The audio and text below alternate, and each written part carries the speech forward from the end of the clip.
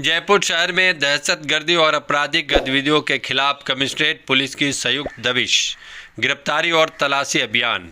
लूट यूं chain snatching करने वाले चालानशुदा अपराधियों के ठिकानों और निवास स्थानों पर दी गई दबिश। चालानशुदा कुल 400 सक्रिय अपराधियों को किया गया था चिन्हित। आज सुबह 5 बजे से अपराधियों के ठिकानों पर दबिश और तलाशी अभियान जारी।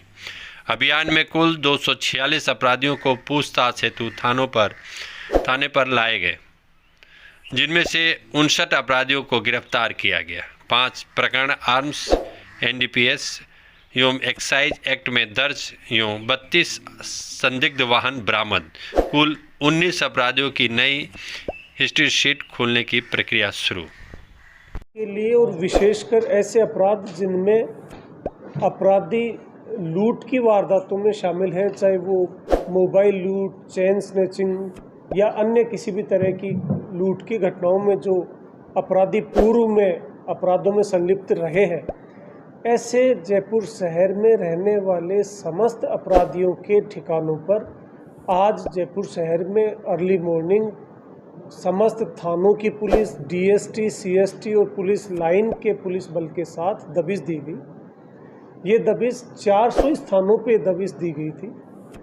ये 400 अपराधी वो अपराधी हैं जो पूर्व में लूट के अपराधों में सक्रिय भूमिका जिनकी रही है, जिनका चालान हुआ है, और जो आज भी इस तरह की वारदातों में सक्रिय होने की जिनकी सूचना थी। इन अपराधियों की दबिश के पश्चात इनके ठिकानों को सर्च किया गया, इनके हाइडआउट्स को सर्च किया गया।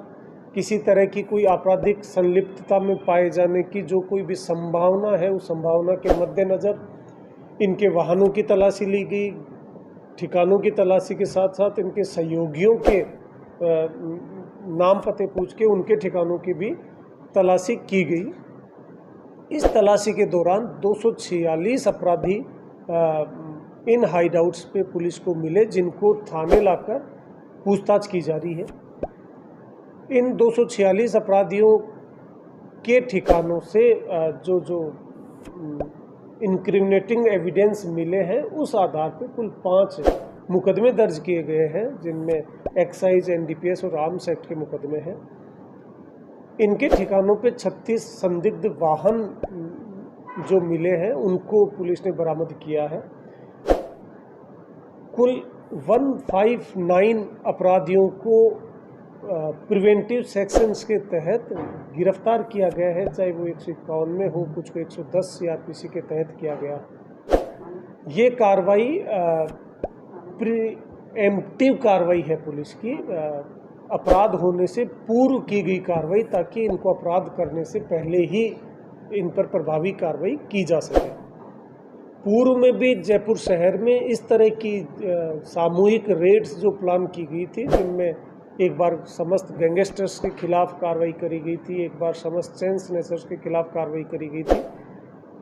उन कार्रवाइयों के बेहतर परिणाम को देखते हुए ये रेड प्लान करी गई थी। इस रेड में जयपुर शहर के समस्त डीसीपीज, एडिशनल डीसीपीज, एसीपीज के साथ साथ कमिश्नरेट में पदस्थापित अधिकारी एवं पुलिस लाइन से भी पुलिस बल उपलब्ध कराया गया था, ताकि प्रत्येक अपराधी के ठिकाने पर पर्याप्त पुलिस बल के साथ दबिश दी जा सके। इस दबिश का एक पर्पज़ ये भी था कि इन अपराधियों की जहाँ कहीं ये रहते हैं, जहाँ इनके ठिकाने हैं, उसके आसपास के इलाके में, मोहल्ले में इन अपराधियों का जो भय है, खौफ है, इससे आम पब्लिक को दूर किया जा सके, आम समाज में इनका जो भय है उसको ख़त्म किया जा सके। ये भी इस रेड का मकसद था।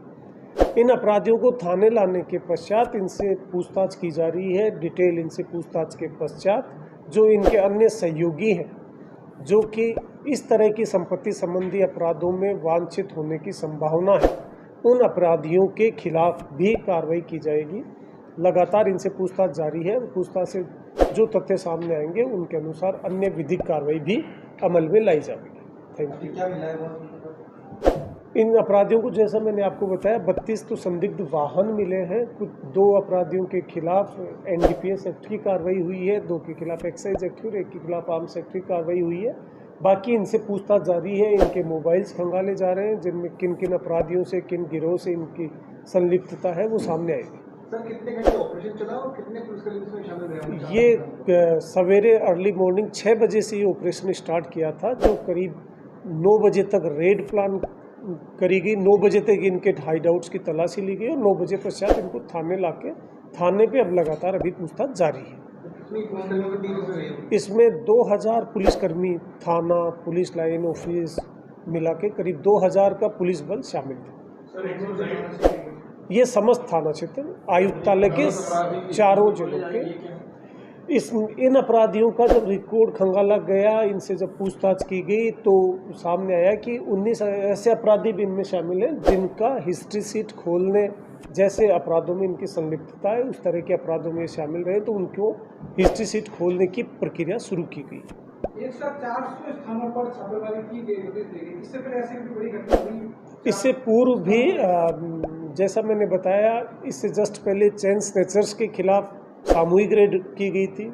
उससे पहले करीब 10 महीने पहले शहर के समस्त गैंगस्टर्स के खिलाफ एक सामूहिक रेड करी गई थी और उन रेड्स का फ़ायदा ये हुआ था कि उस तरह के अपराधों में संलिप्त जो अपराधी थे उन्होंने जयपुर शहर छोड़ दिया। उनके द्वारा की जाने वाली आपराधिक गतिविधियों में भी कमी आई। सर एक चीज बताइए कि आपने जयपुर पुलिस कमिश्नरेट में ये रेड्स का काफी आपने प्रचलन चलाया हुआ, रेड्स अलग अलग चीज़ों पर आप बार बार करते रहते हैं। तो जयपुर में जैसे कमिश्नरेट है और कमिश्नरेट में आपके पास मैजिस्ट्रेट पावर्स होती है, तो ये वैसे जानकारी के लिए बताइए कि रेड्स जो है मतलब ये एंटिसिपेटरी है, आप एंटिसिपेट कर रहे हो कि या कुछ कर सकता है या कुछ करेगा और इसका भूतपूर्व में किस तरह के अपराध में संलिप्तता है, कुछ करेगा, उसके लिए आप ये रेड्स कंडक्ट करते हो। तो ये सीआरपीसी के तहत ये कुछ आपको पावर्स हैं या ये मतलब कैसे रेड्स के लिए आप किस पावर के तहत रेड्स करते हैं?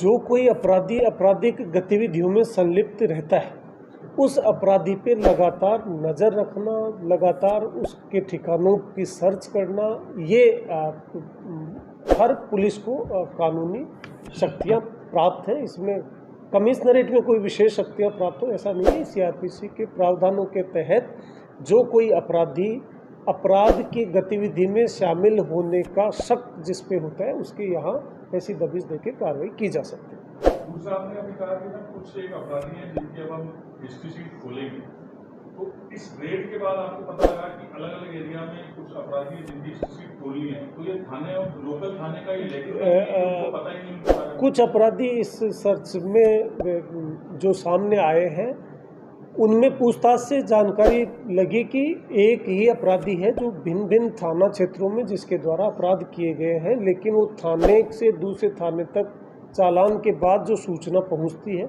उस रिकॉर्ड अपडेशन में कहीं ना कहीं कमी पाई गई है। इस रेड से ये एक हमारे थाना पुलिस के लिए ये एक संदेश भी है कि जो रिकॉर्ड अपडेशन में जो कमी है उसकी पूर्ति भी की जाए और उसी क्रॉस एग्जामिनेशन जो इनका हुआ है भिन्न भिन्न थाना क्षेत्रों से जो सूचनाएं आई हैं उसी से पता लगा है कि ये 19 अपराधी ऐसे नए सामने आए हैं जिनकी हिस्ट्री शीट खोले जाने की आवश्यकता है। तो ये जो आपने इतनी बड़ी रेड मारी है इसमें जो थाना है अलग अलग थाने, क्या वहाँ पर इतनी कार्रवाई नहीं होती कि जो आपको इतना बड़ा कदम? ये लगातार थाना क्षेत्र में रेड की जाती है, सर्किल लेवल पे भी रेड की जाती है। कई बार आपने कवर भी किया है, आपके मीडिया में भी आपने न्यूज़ दी है। जहाँ कहीं जिस इलाका विशेष में किसी पर्टिकुलर नेचर के जब अपराध होने लगती है तो वो पुलिस लाइन से अतिरिक्त पुलिस बल लेकर के सर्किल लेवल के एसएचओज मिल के रेड करते हैं।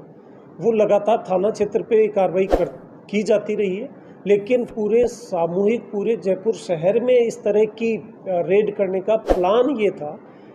जैसा मैंने बताया ये 400 ऐसे स्थान थे जहां थाना अगर एक जगह रेड करता है उस समय वो अपराधी उस जगह को छोड़ के अपने किसी अन्य साथी के साथ किसी दूसरे ठिकाने पे होने के चांसेस रहते हैं।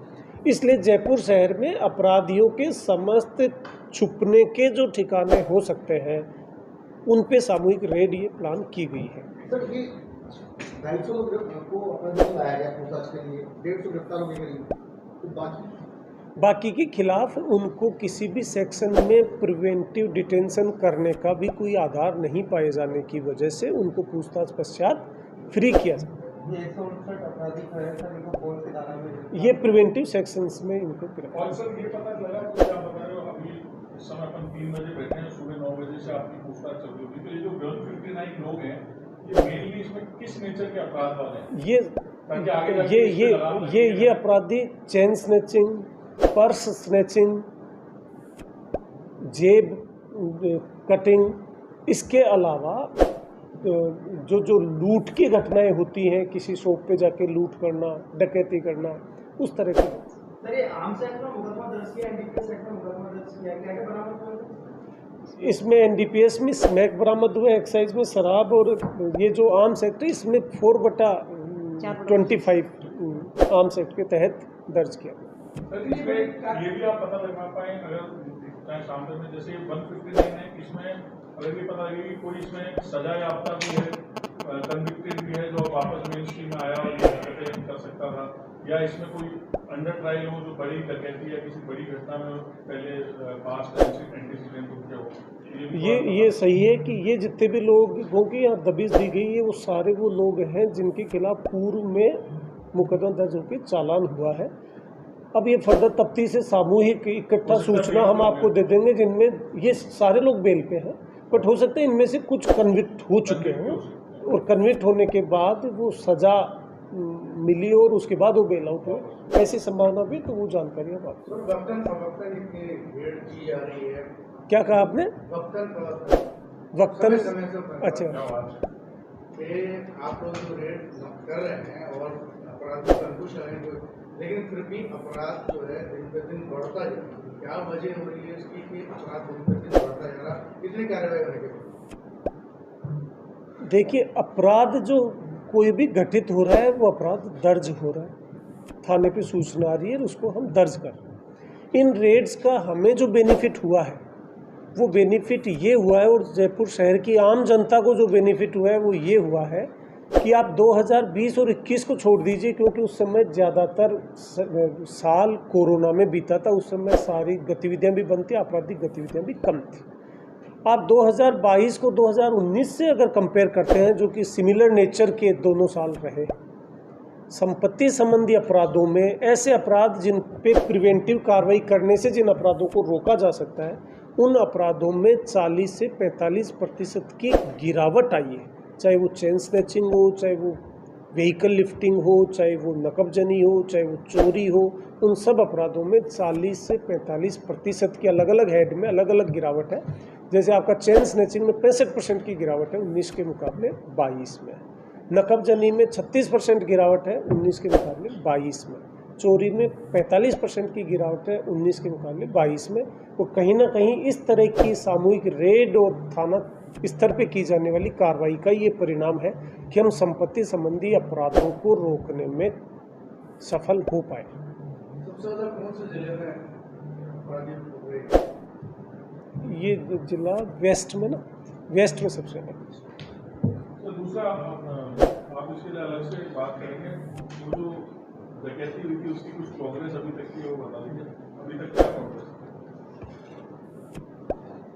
24 अगस्त को गलतागेट थाना क्षेत्र में जो घर में घुसकर शाम को करीब 7:30 बजे डकैती जो की गई थी, उसमें कमिश्नरेट के डिफरेंट सेगमेंट्स की टीम्स लगातार काम कर रही हैं। अब तक पिछले 4 दिन के इन्वेस्टिगेशन से हमें कुछ लीड्स भी मिली हैं, कुछ क्लू भी मिले हैं, जिन पे हमारी टीम्स काम कर रही हैं, चाहे वो टेक्निकल टीम हो, चाहे वो साइबर टीम्स हो, चाहे हमारे फील्ड की मुखबिरी तंत्र से जुड़ी हुई टीम्स हो, वो सारी टीम्स लगातार काम कर रही हैं। और उन टीम्स के द्वारा जो इनपुट हमें मिला है, उन इनपुट के आधार पे हमने बाहर के स्टेट्स में भी इसी तरह की मोडस ऑपरेंडी वाली जो वारदात हुई है, वहाँ भी हमने हमारी टीम्स भेज रखी हैं, ताकि इस वारदात को हम जल्दी से जल्दी खुलासा कर सकें। उम्मीद है बहुत जल्दी वारदात भी खुले। सर एक 26 जुलाई को मुंबई में सिमिलर ऐसा केस उसको हमने वेरीफाई कर लिया, वो वेरीफाई कर लिया, 4 अरेस्ट हुए थे, 4 बाहर हैं, बट वो गैंग इससे डिफरेंट। तो 8 बजे बाद भी शराब की दुकानें खुली हुई नजर आती है। जहाँ कहीं भी ऐसी शिकायत आती है उस पर हम कार्रवाई करते हैं, और इसी के लिए जो कंट्रोल रूम है वो 100 नंबर पे कहीं से भी कोई शिकायत मिलती है उस पर इमीडिएट कार्रवाई होती है। साथ ही साथ इवनिंग गश्त में सभी थानाधिकारियों को पैदल गश्त के निर्देश दिए हुए हैं। सभी थाना क्षेत्र में जो चेतक चल रही है उनको भी ये निर्देश दिए हुए हैं। जहाँ कहीं ऐसी कोई शिकायत मिलती है उस पर लगातार कार्रवाई करते हैं। Thank you.